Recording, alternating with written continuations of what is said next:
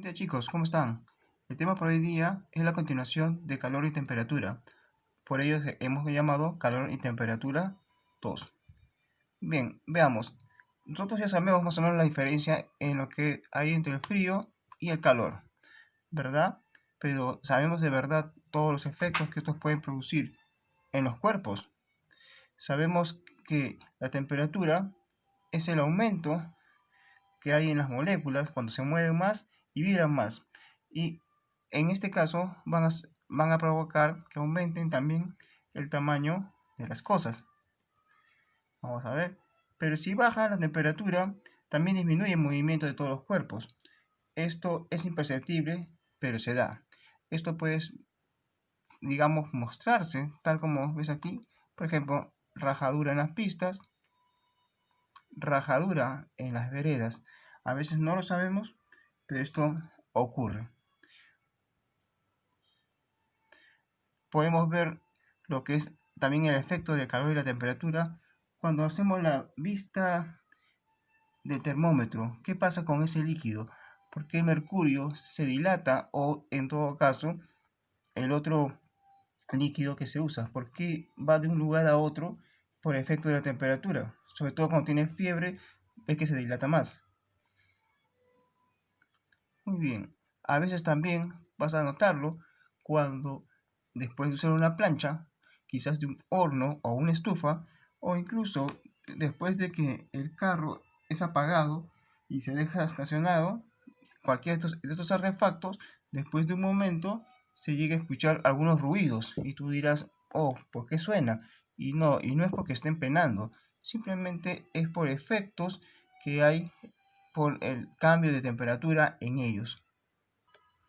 Como vemos acá, en el caso de un cambio de temperatura, esto hace que las moléculas van a aumentar el tamaño de desplazamiento. Observa aquí, en condición normal, las moléculas están unidas y tienen un espacio entre ellos. Cuando aumenta la temperatura, aumenta la vibración entre ellos. Mira, las moléculas mantienen el mismo tamaño, pero ¿qué es lo que varía?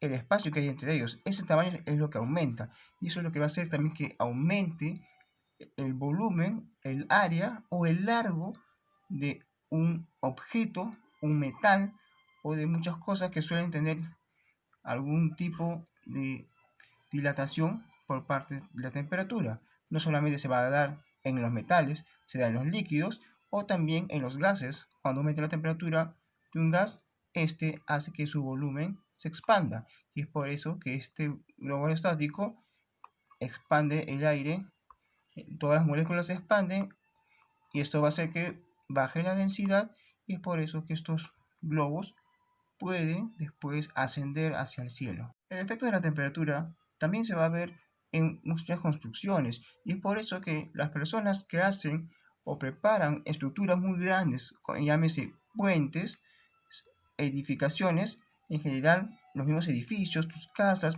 parques, juegos mecánicos, tienen que también tomar en cuenta lo que es la temperatura.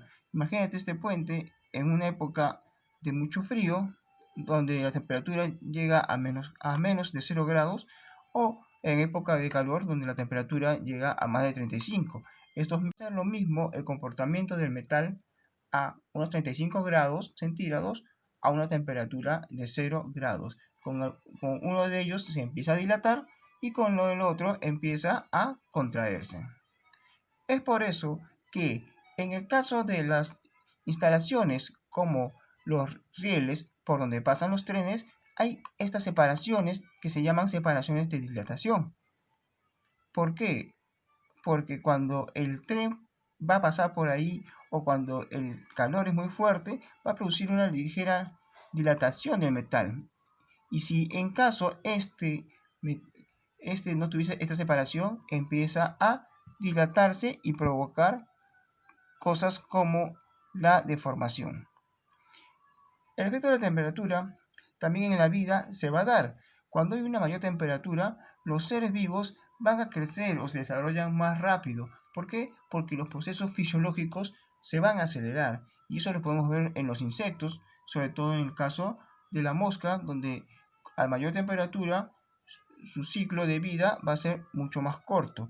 y es por eso también que hemos visto ya en el caso de los animales que hibernan, su fisiología se detiene y es por eso que pasan por ese tiempo de hibernación o de dormancia. Tenemos entonces especies de animales que se van a llamar euritermas, que son las que van a soportar grandes diferencias en la temperatura. Se van a comportar igual tanto para el frío como para el calor. En este caso podemos ver las ratas que se adaptan muy bien a ese cambio. También podemos ver el caso de las cucarachas o de los líquenes de las algas y el de los hongos. Sin embargo, por otro lado tenemos las especies estenotermas, que soportan poco o nada una variación de temperatura. Los guacamayos son por lo general animales que van a vivir muy bien en zonas cálidas. Si los llevas a una zona de frío, van a poder morir simplemente. Son pocas las especies que se pueden adaptar. En el caso, acá en mismo Lima, hemos visto como muchos loros se han adaptado al frío y esta humedad que hay en Lima y sobre todo en Jesús María en invierno, pero por lo general no se va a dar. En el caso de las orquídeas, son flores muy bellas, pero necesitan para que puedan crecer o para que puedan florear temperaturas altas, cálidas. Si lo pones, digamos, a una altura y temperatura como Huancayo, Cerro de Pasco, simplemente no van a crecer. El caso del oso polar. El oso polar es un animal que está adaptado al frío. Sin embargo, si lo llevas, por decir, el frío, al calor que hay en Piura, simplemente este animal no va a resistir y va a morir. Para el caso del planeta, tenemos tres tipos de temperaturas, ¿sí? Y vamos a ver que son temperaturas extremas. Las temperaturas de zonas frías, tal como indican en los dos gráficos, la temperatura de zona fría, en este caso de color azul, está prácticamente dedicada a lo que son los polos, ¿sí? Se refiere a esa zona, el polo norte y el polo sur, donde hay un frío prácticamente eterno, de hielo.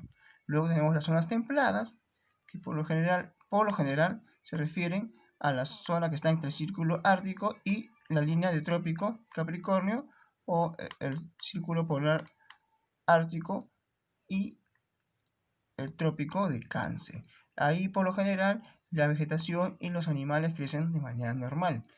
Y en el caso de la línea central o zona cálida que abarca entre la zona tropical. ¿Por qué tropical? Porque está entre el trópico de Cáncer y el trópico de Capricornio, tal como sale aquí. Supuestamente en esta zona no debería crecer muchos animales porque el gran calor que hay y debido a los desiertos. Pero sin embargo, también es una zona tropical en el caso de Sudamérica, donde sí hay mucha abundancia de animales y plantas. Sin embargo, en otras zonas no va a haber, digamos, como el desierto del Sahara, de Libia, o incluso la zona de Australia, que también tiene mucho desierto, ahí hay menor cantidad de animales. Pero como dice, toda regla tiene su excepción. Tenemos el caso de ciudades que están cerca al círculo ártico, que tenemos la ciudad de Yakutsk, donde las temperaturas promedio anual son cerca de menos 49 o 43 grados Celsius, imagínate, pero llamamos esto como una ciudad. Yakutsk pertenece a Rusia. Tenemos por el otro lado la base de Vostok, que también pertenece a Rusia, pero está en la Antártida, con temperaturas que han llegado hasta menos 91 grados centígrados. Digamos que este es el campamento que está instalado en la zona más fría del mundo. También tenemos la zona templada con estos bosques de clima templado donde están prácticamente verde casi todo el año, o también bosques algunos tropicales que son verdor todo el año sin excepción. Tenemos también en la zona cálida el desierto, o en el caso de la ciudad de Al-Azizia, que pertenece a Libia. Esta es parte de su desierto, pero cerca hay una ciudad. Y también tenemos el mismo desierto de Azizia, también en Libia, donde la zona también es cálida y es árida todo el año con temperaturas de aproximadamente 58 grados centígrados, prácticamente inhabitable. Tenemos otras zonas también cálidas, como en California, el conocido Valle de la Muerte.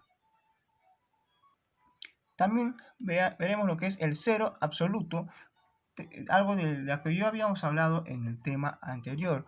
El cero absoluto simplemente es la temperatura más baja, ¿sí? Es donde prácticamente las moléculas están en un reposo absoluto, ya no tienen movimiento. Esta temperatura cero absoluto se refiere a los 0 grados Kelvin, ¿sí? Pero si lo pasamos o convertimos a temperatura en grados Celsius, equivale a menos 273,15 grados Celsius o a menos 459,67 grados Fahrenheit.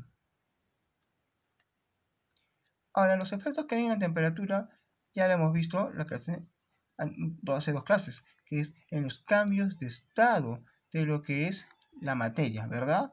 Tanto de sublimación, fusión, vaporización o solidificación, condensación o la misma sublimación regresiva. Pero también tenemos otro efecto en la temperatura. Por ejemplo, tenemos acá lo que es la dilatación lineal, ¿sí? Se presenta en cuerpos cuya dimensión principal es longitud, o sea, en el caso de cosas muy delgadas, como los cables, como los rieles del tren. En este caso, esta dilatación aumenta su largo o su longitud. Por otro lado, acá tenemos, por ejemplo, bueno, lo que son los cables. Estos suelen dilatarse, ¿sí? Según la temperatura o contraerse si hace frío. En el caso de los rieles, cuando la unión o las separaciones no son las idóneas, suele pasar esto. Si hay mucha temperatura, suele haber una deformación en estas. No solamente por la temperatura externa, sino también por el paso constante de los vagones. Eso genera una fricción y la fricción genera aumento de temperatura. Esa es la fórmula para lo que es la dilatación lineal, ¿sí? Esto quiere decir que L es cuánto se dilató y hay que usar en la fórmula un coeficiente de dilatación que es diferente para cada tipo de elemento, sobre todo en casos de metales, plásticos y vidrios. Esta LO significa la longitud con la que empieza y esta TF menos TO prácticamente es la variación de temperatura de cuántos grados ha diferido. O por ejemplo, entre la temperatura que empieza y entre la temperatura que acaba, cuántos grados ha variado y por ende va a ser positivo cuando aumenta la temperatura y va a ser negativo cuando disminuye la temperatura. Y si es negativo, quiere decir que este metal o material se ha contraído. La dilatación superficial se va a presentar en cuerpos donde principalmente ya va a abarcar dos dimensiones, lo que es longitud y ancho. Por eso que llamamos superficial porque tiene que ver con las áreas. Por lo general se va a ver en este caso como las planchas de acero, de aluminio u otros. Eso también se va a ver, por ejemplo, en el caso de los pisos, las veredas, tanto los pisos de madera o en el caso de las veredas, tú has visto que en el piso hay unas líneas y tú dirás, oh, lo han puesto como adornito para que se vea bonito la vereda. No, son líneas de dilatación. Cuando hay mucho calor, el cemento se calienta muy rápido y este se va a dilatar. Si no tuviese esas líneas, justamente va a haber agrietamiento o rotura. Es por eso que muchas veces tú ves veredas rotas. Está caliente, encima baldea, ese cambio de temperatura brusco de caliente a frío hace que los materiales se rompan, se rajen. Lo mismo va a suceder con las pistas, sobre todo en verano, cuando están calientes y alguien baldea, tiran agua, eso produce agrietamiento, más aún cuando no se han usado los materiales adecuados. Acá está su fórmula de la superficie. Ojo que la superficie va a ir en unidades cuadráticas, centímetros cuadrados, metros cuadrados, y también va a usar el coeficiente de dilatación, ¿sí? El coeficiente de dilatación es el aumento que experimenta cualquier cuerpo, pero está basado en cada grado centígrado de temperatura, ¿sí? Sea que aumente o que disminuya. Por ejemplo, para plata, oro, en estos casos, pero todos están multiplicados por 10 a la menos 5. ¿Qué quiere decir? Que prácticamente lo va, este 10 menos 5, acuérdate por matemática, cuando el exponente es negativo, quiere decir que este múltiplo de 10 va a dividir. No te preocupes.